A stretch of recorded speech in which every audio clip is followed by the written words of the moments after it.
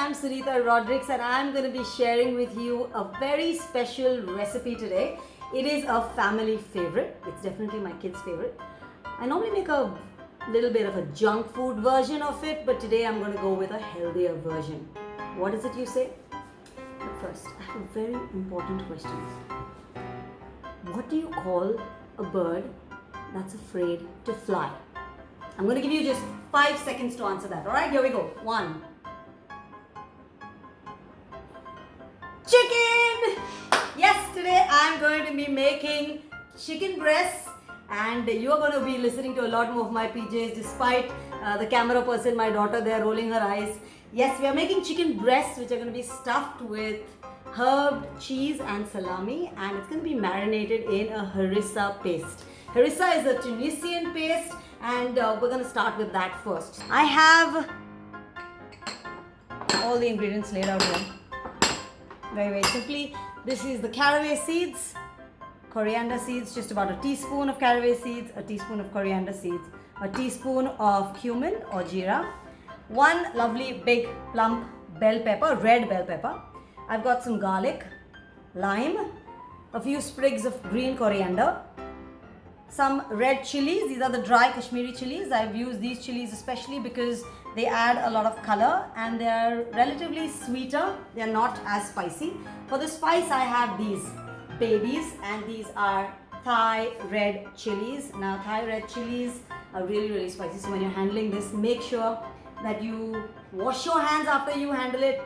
Don't touch your eyes or any other sensitive part of your body, or wear gloves when you want to handle it. And I also have some sweet paprika here to add some color and flavor to my harissa paste. Okay, so we're going to first start off with roasting these 3 spices. They've got to be dry roasted, and of course the sweet bell pepper has to be roasted on the fire so that it brings out the smokiness of the bell pepper, and then we're going to grind all that together. Alright, here we go. Okay, now to remove the skin, I'm just gonna put it into this kitchen cloth and leave it like that for a little while, and the steam builds up and it's very easy to remove the skin after that. So let's get to roasting our dry spices. So that's a teaspoon of cumin, a teaspoon of caraway seeds and a teaspoon of dry coriander seeds. Roasting brings out the flavor of the spices. It's easier to grind, it gives you a finer paste, but the best flavors come out when you slightly heat it.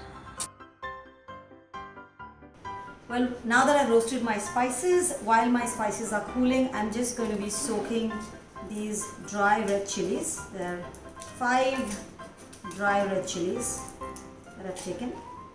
I'll soak them in. Just keep them covered for a bit so that they soften up and they're easier to grind in the paste.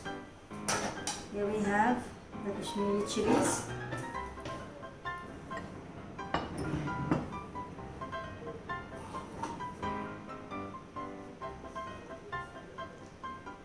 Well, it does seem a little time consuming to make this, but believe me, it's worth it, and it is harissa is something that you can actually keep in your fridge. Put it into a sealed, sterilized jar and just top it with a little bit of olive oil, and it lasts for a long time.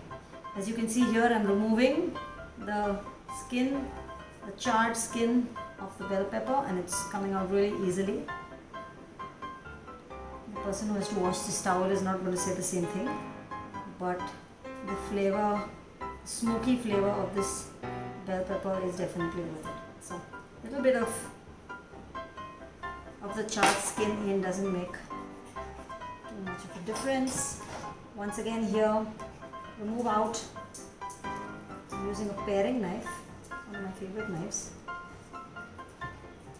Remove out the seeds, and in that goes. To this, we're going to add the roasted spices.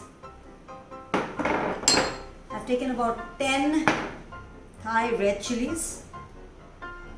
As I said, the spiciness of chilies is measured by a unit called Scoville, and Thai red chilies are pretty spicy. They're supposed to have anywhere between 50,000 to 1 lakh Scoville heat units. So that's pretty spicy, so you can adjust it if you are not used to the spice. I'm going to take about 10 to 12 cloves of garlic.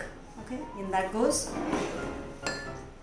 about 4 to 5 sprigs of green coriander. Okay, about a teaspoon of sweet paprika, 2 teaspoons of salt. You can use sea salt if you have. The juice of 1 lime goes into that. It's already looking all colorful and yummy.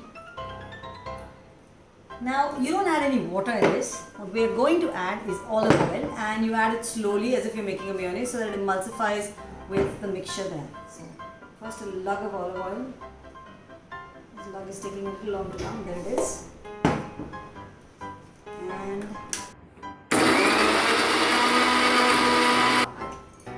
add some more olive oil.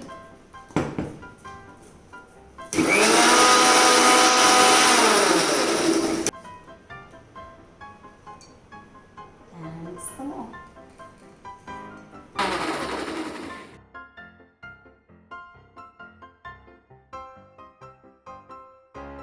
We have here 2 chicken breasts. As you can see, there is no supreme. I've removed that small tender part which is called chicken supreme, and I just have 2 lovely lean chicken breasts, and I'm going to slit it in the center like that to kind of butterfly them and open them up. Chicken breasts are very, very high in protein. They're like the best form, one of the best forms of protein. Eggs as well, and it's the leanest part of the chicken. So if you'd like to lose weight, this is part of the chicken that you want to eat. Oh, I have another question. How do chicken communicate? Chickens.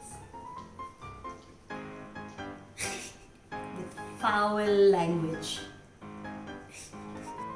So here it's called butterflying the chicken, basically opening up the chicken breast. Okay, putting a little bit of salt, and I've already put salt in the harissa, so not too much, and some lime. That should suffice. Here the chicken breasts go. Here goes my harissa now. I don't need all this for the marinade, so I'm going to reserve the remaining harissa and use it as and when I require, if I want to make some kind of a roast meat or roast chicken. Okay, so I have some grated cheese, not too much, just a little bit to go inside each of them. I've got 4 slices of salami, which I'm just going to cut down the center like that. Cut them down the center. These chicken breasts have been marinated for a while. We've got the grated cheese out here. I've just mixed equal quantities of rosemary, dried rosemary, thyme, and double the quantity of oregano. This is a spice mix you can use for anything. Mix that up nicely and spoon it. There we have it. Leave a little space there because you're going to put a bit of an egg wash to seal the edges. And here go the salami. Make sure that you leave this edge for sealing. So I have 1 egg that I'm just going to, and then with a brush lightly touch the edges. It's like a glue that holds it together. So just a little bit of egg, and then you close it. So make sure that you close it entirely, as you can see. Now at this phase, you can do 2 things. One is you can just pan grill it as it is, which is what I'm going to do, which is a healthier version. Or you can do the junk version, which I normally used to do for the kids when they were a little bit smaller, which is crumb fried. So you dip it in a little bit of flour, egg, breadcrumbs, and crumb fried. To go with this chicken, I'm going to make a simple cauliflower rice. Now the first time I made cauliflower rice for my mother, she looked and said, I see the cauliflower, but I don't see the rice. Well, cauliflower rice, there is no rice, it's a misnomer. There is just cauliflower, which is fake. It makes you think you're eating rice because it looks something like rice, but it is not. But the main thing is why people go through that is because it is low carb. And I'm going to show you a way to make it so that it's not just low carb, but it's really, really tasty. Okay, so you need cauliflower. I've got about like 300 grams of cauliflower, big florets. I'm just going to cut them.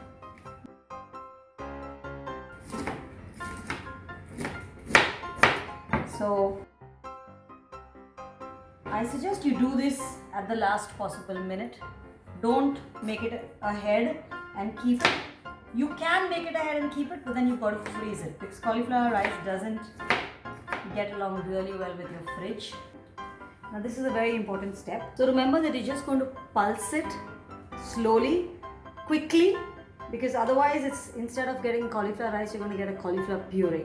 And that's perfectly fine. We can make a cauliflower soup, but that's not what we're doing today. So just a quick pulse like that. And shake it up a bit. Let me just check. Can you see the consistency? This is what we're looking for. Grainy, separate, and not yet a puree.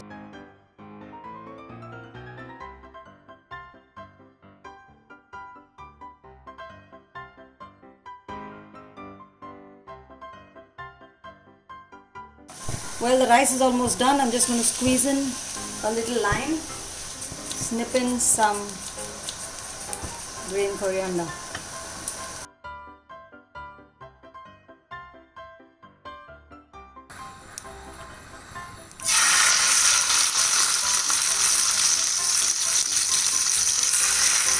Cook it entirely on one side and then turn it over. Don't fiddle too much around with the chicken breast. They're a little delicate right now. Let it cook on a medium flame and then turn it over. Hold it down again. I'm just going to put in this extra marinade that I see here with a little water.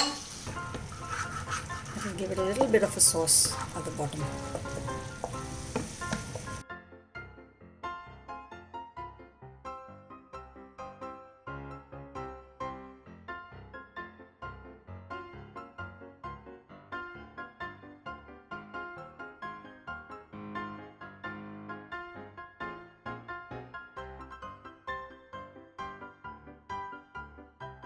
So here you have it, a really simple harissa stuffed chicken breast with cheese, herbs and salami on a bed of cauliflower rice. Sounds fancy but really easy to make. This is Sunita Rodrigues. Join me for some more great recipes. See you soon.